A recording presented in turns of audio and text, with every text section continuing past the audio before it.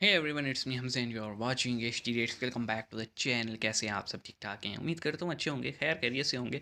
और आज हम बात करने वाले हैं जी रिजवान अहमद की इस ठग लाइफ पे। तो he is a wonderful person. बहुत अच्छे इनके नरेटिव्स होते हैं, बहुत अच्छे प्रोग्राम्स होते हैं। देखा करें, मज़ा आएगा। तो देखते हैं जी, पॉलिटिकल मस्ती की तरफ से वीडियो है, कैसी कैसी सैवेज मोमेंट्स हैं वो तो देख के ही पता लगेगा। होंगे पावरफुल, पावर पैक वाले होंगे। तो आइए शुरू करते हैं। 3 2 1 एंड गो। आपने बड़ी इंटरेस्टिंगली इनसे एक सवाल पूछा और ये उसको डक कर गए। मैं आपसे पूछता हूं बहुत शालीनता के साथ, पहले संविधान या कुरान? कुरान। पहले आपके लिए क्या है? कुरान। कुरान। जिनके लिए कुरान पहले, वो तो कौन कहता है इस देश में कि ये संविधान से बंधे हुए हैं? ये बड़े ताज्जुब की बात है। कोई वाकई आपकी मजबूरी हो सकती है, एक गेस्ट की एक तमीज होती है, अतिथि देव भव होता है। मेरे माइंड में कि एक थॉट आई है। बोलने के बाद भी एंड में बात कुरान करेंगे। पहले है। आपने इस आदमी को स्टूडियो में बिठा रखा है। अगर मैं एंकर होता इसे जूते मार के भगाता यहां से, पहली चीज। दूसरी चीज, बस बस मेरे लिए वो ये बदतमीजी नहीं। ये देखिए, ऑडियो बंद है पीसीआर। अब ये गाली गलौज पे आप उतर आएंगे। दिखा दिया आपने अपने संस्कार, दिखा दिया ना आपने। नहीं बिल्कुल सही कह रहा हूं। ऑडियो बंद है पीसीआर।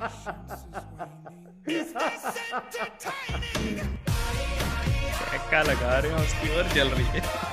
ये वाकई विदेशियों का मामला है। अरे तुम मानना तो शुरू करो कि तुगलक, खिलजी, तैमूर, मुगल ये विदेशी थे। जिस दिन इनको विदेशी मान लोगे, आधी समस्या का समाधान तो वैसे ही हो जाएगा। अच्छा, अभी इसकी लीगैलिटी की बात हो रही है। ये फिर कौन बोला? फिर गुलाम सरवर बोला। तुगलक, ऐबक, बलबन, मुगल सब विदेशी और यार तुम्हारे मुंह में क्या डायरिया है क्या? बोले गुलाम साहब, औरंगजेब के तुम्हारे मुंह में डायरिया है क्या? नहीं, तुम्हारे मुंह में डायरिया है क्या? क्यों डरते चुप ही नहीं होते। अरे हम भी विदेशी हैं, तुम हाँ, कन्वर्टेड हो। तुमने तलवार के डर से अपने अपने पजामे उतारे, मालूम है हमें। तलवार हम चला दिए। तुमने तलवार के डर से कुरान पढ़ा, मालूम है हमें। हमें मालूम है। आता ताई हमें लुटेरा मालूम दुनिया है तुम जहां। तलवार के डर से कुरान पकड़े हो, हमें मालूम है यार। नहीं, आप बड़े आपके जुल्म से डरपोक नस्ल के हिंदू रहे होगे। डरपोक नस्ल के हिंदू। हम लोग डरपोक दलित थे, डरपोक नस्ल के पिछड़े हिंदू होगे थे। तुम। आपकी तरह सैयद नहीं थे भाई। कहां से लाते हिम्मत? वापस कन्वर्ट हो जाओ वो ना। तो टीवी वालों की मेहरबानी है कि हम लोग बोल देते हैं। वापसी कर लो ना। क्या बात है सर, क्या बात है सर, क्या बात, ये बात है। 40 सेकंड तो 35 मुझे टुकड़े हुए हैं बच्ची के। 35 टुकड़े। दिल रो रहा है हिंदुस्तान का। सिर्फ कहने हाँ, की श्रद्धा। इजाजत, बिल्कुल मेरा भी रो रहा है। सिर्फ कहने की इजाजत नहीं, पूरा अधिकार चाहिए हमें। देश में हिंदू मुसलमान में टकरार नहीं, इश्क मोहब्बत और प्यार चाहिए। इश्क मोहब्बत और प्यार ये चाहिए। भाई पहले इंसाफ चाहिए। जो इन्होंने शेर पढ़ा कि हिंदू मुसलमान में मोहब्बत चाहिए, तो आज सारे पैनलिस्ट यही कहेंगे कि मोहब्बत होनी चाहिए। तो भाई बड़ी अच्छी बात है। मैं तो ऐलान कर देता हूं मुसलमान लड़कियों से कि अगर तुम्हें कोई हिंदू लड़का पसंद आए तो मेरी बच्चियों, मेरी बहनों, उससे मोहब्बत करो, उसके साथ साथ फेरे लो और जिंदगी उसके साथ बिताओ। बड़ी चैन से बीतेगी। शर्म शर्म शर्म क्या? शर्म। रिजवान भाई क्या? थोड़ी शर्म कीजिए। हद कर दी आपने, आज धज्जियां उड़ा दी। अपने ईमान की धज्जियां उड़ा दी आपने आज, अपने ईमान की। ये आपका, आप मुसलमान अपने आप को कहते हैं ना। थोड़ा शर्म कीजिए, थोड़ा शर्म कीजिए। खुल गया, पतलून उतर गई, पतलून उतार दी, पतलून उतार दी तुम्हारी 2 मिनट में मैंने। देखिए अमीश तुम्हारी भाई, औकात पहले बता दी तमीज पूरे की देश बात को। हो और यहाँ तेरी पे औकात ये बता दी वहियात मैंने बातें पूरे ना देश करें। को। आप पहले, तेरी आपको अगर इतनी औकात प्रॉब्लम मैंने है, देश अगर को आपको एक इतनी सवाल में प्रॉब्लम बता है दी। इस्लाम धर्म से, तेरी आप धर्म औकात परिवर्तन मैंने कर पूरे लीजिए। देश को एक जाके सवाल धर्म में बता दी। परिवर्तन कर लीजिए। अब जो शेर पढ़ा गया था शुरू में, उसकी तो धज्जियां उड़ गई मोहब्बत को लेकर। और इसी हाँ, डिबेट मोहब्बत तो में वो होती माजिद है, ने मैंने सुना था बोला ना। उत्तराखंड की खबर पर कि कैसे कोई अगर हिंदू लड़की मुसलमान से शादी करेगी, आप उसको रोक सकते हैं कि वो इस्लाम ना कबूले।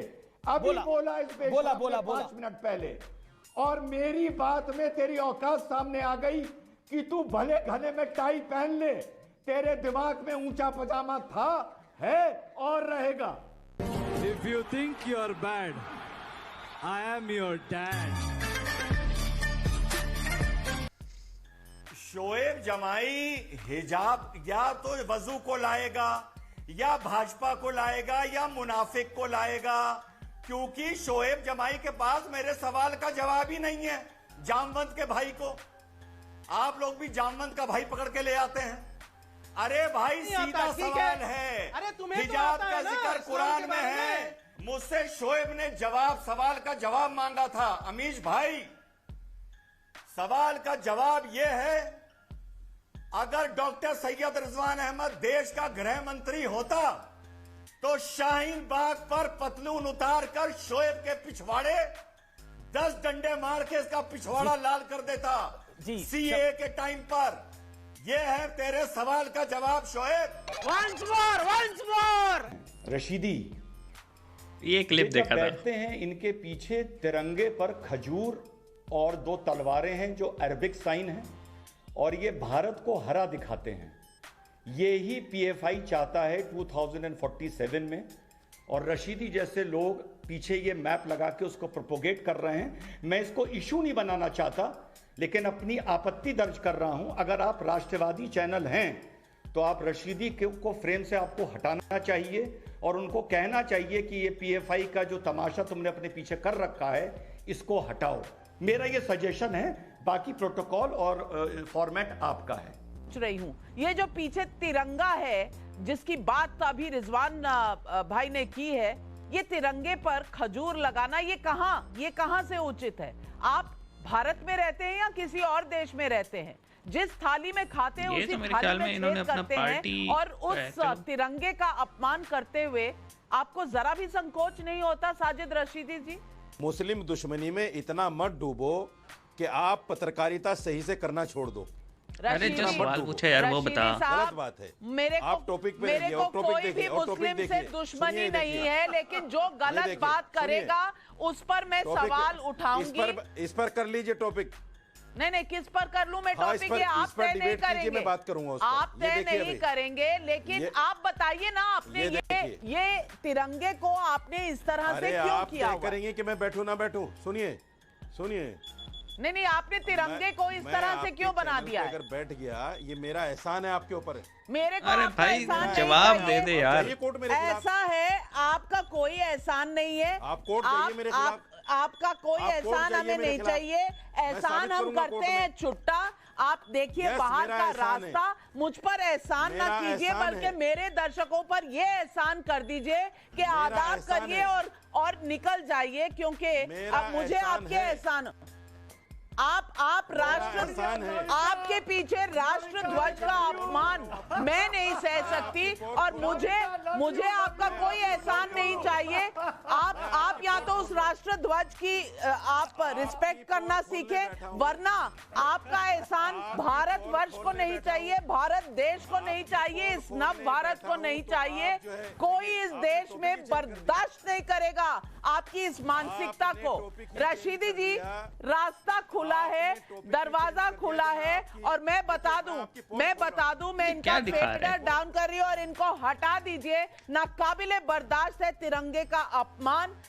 निकल लौड़े, पहली फुर्सत में निकल, कोई जरूरत नहीं हिंदुस्तान को तेरी, पहली फुर्सत में भोसड़ी के निकल। हाँ जी, तो क्लिप थोड़ा क्या बहुत ज़्यादा कह लें कि बहुत सारे सवालात हैं, बहुत सारे इसमें एक्सप्लेनेशंस हो सकती हैं। हम वन बाय वन करते हैं। मैं एक बार ज़रा क्लिप्स ले आऊँ ताकि हम उस पर बात करेंगे। पहला क्लिप था जी आइन, कॉन्स्टिट्यूशन, संविधान या फिर कुरान। तो देखें, अगर तो है पर्सनल लेवल, आप अपनी ज़िंदगी आप जीना चाहते हो अपने घर के अंदर, अपनी पर्सनल लाइफ में, तो आप जो रिलीजन फॉलो कर रहे हो करो, कोई आपको नहीं रोकेगा। जहाँ तक सोसाइटी की बात आती है, सोसाइटी में रह के काम करने की बात आती है, ट्रैफिक रूल से लेकर आपके जो भी मामलात होते हैं, वो वहाँ पे आपको आइन को फॉलो करना पड़ेगा जिस मुल्क में आप रहते हैं। फॉर एग्ज़ाम्पल, मैं पाकिस्तान में रहता हूँ तो पाकिस्तानी आइन के अकॉर्डिंग रहना पड़ेगा। बाहर अपनी 4 दीवारी से बाहर, इवन कि अपनी 4 दीवारी में भी जो मैं डिजिटल सर्विसेज यूज़ करूँगा ना, वो भी पाकिस्तानी आइन के अकॉर्डिंग करनी पड़ेंगी। पहली बात तो इस तरह उनका जवाब ये होना चाहिए था कि जनाब, अगर आप बात कर रहे हैं मेरी सोशल लाइफ की, मेरी एज अ सिटीज़न तो मेरे लिए कॉन्स्टिट्यूशन है। अगर मैं अपनी चार दीवारी में बैठा हूँ, अपने घर वालों के दरमियान हूँ, तो फिर जो मेरा रिलीजन कहता है मैं कुरान को ऊपर रखूँगा। ये बात हो सकती थी, ये मामला वहीं पे सेटल हो सकता था, लेकिन वो पता नहीं क्यों एग्रेसिव हो गया। उससे मुझे ये मिला कि ना सिर्फ वो अपनी पर्सनल लाइफ में, बल्कि वो अपनी social and as a citizenship भी वो कुरान को ऊपर रख रहे हैं, अपने आइन को नीचे रख रहे हैं। ठीक है, ये मुझे परसेप्शन मिला उनके एग्रेशन को देख के। सेकंड क्लिप पे आते हैं जी हम। सेकंड क्लिप में था, कौन था,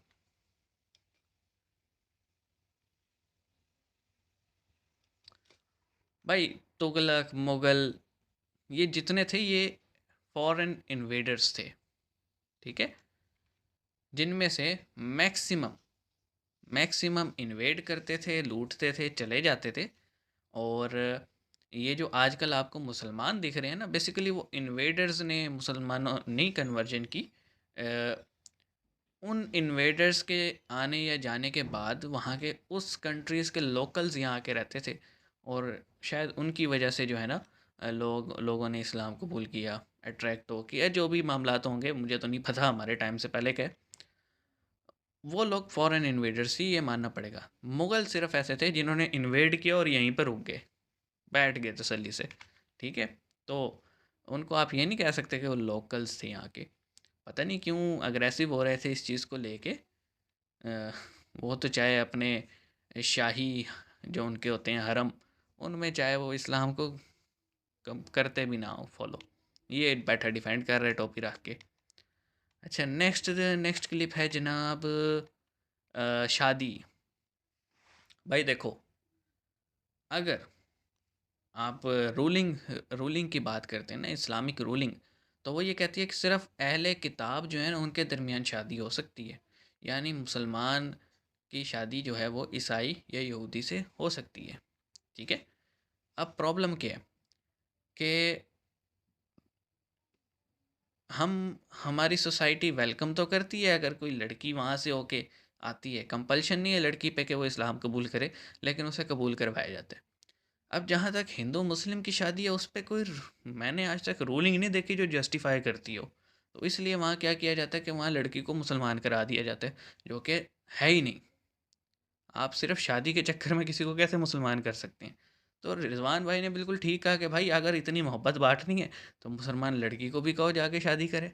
वहाँ पे इनका नैरेटिव फुस हो गया। इसलिए हम ये कहते हैं कि आप कोई भी लड़का या लड़की, चाहे हिंदू हो चाहे मुस्लिम हो, दोनों मेल फीमेल कोई भी, अगर वो उनमें अट्रैक्शन है, लव है, मोहब्बत है, तो फिर वो उनका निजी मामला है। ठीक है, उसको पॉलिटिसाइज ना करें कि लड़की को फोर्स करें मुसलमान हो जाए या लड़के को फोर्स करें मुसलमान हो जाए, ये नहीं होना चाहिए फिर। और अगर नहीं हो सकते तो भाई फिर बाकायदा कानून होना चाहिए कि इंटरफेथ मैरिज नहीं होगी, ख़त्म। इस मसले का जो सबसे आसान हल है ना, वो यही है कि कानूनी तौर पे लगा दिया जाए कि इंटरफेथ मैरिज नहीं होगी। अच्छा, नेक्स्ट क्लिप पे आते हैं। नेक्स्ट क्लिप में था कि वो पीछे तिरंगे पे जो था वो तलवारें यानी खजूर टाइप बनाई हुई थी, जैसे सऊदियों का साइन है ना, वैसा बनाया हुआ था। तो इसका जवाब ये बनता था, रैदर देन के वो भाई साहब एग्रेशन में जाते, जवाब ये देते कि भाई ये मेरा पार्टी फ्लैग है, ये मेरा कंट्री फ्लैग ये रहा, पार्टी फ्लैग ये मेरा है, बात ख़त्म। हम यहाँ भी देखते हैं, यहाँ पे पाकिस्तान के झंडा में से वाइट हटा के ग्रीन करके कुछ भी बना दो तो वो सारा पार्टी परचम ही कहलाते हैं। तो अगर आप इसको एग्रेशन में लेके जा रहे हो, इट मीन कि आपके दिल में चोर है। वो भाई साहब एग्रेशन में गए, सीधा सीधा जवाब नहीं दे रहे थे, एग्रेसिव हो रहे थे, तो इट मीन कि उनके दिल में चोर है तिरंगे को लेकर। ये मैं समझता हूँ, ये मुझे वीडियो से लगा। बाकी रिजवान साहब का ये है कि वो क्लियर क्वेश्चन करते हैं और उम्मीद भी ये करते हैं कि क्लियर जवाब मिले, और अगर आप जवाब क्लियर नहीं देते तो इट मीन कि रिजवान साहब बिल्कुल ठीक कह रहे हैं। मैं तो यही समझता हूँ। आप क्या समझते हैं इस बारे में कमेंट सेक्शन में बताइएगा।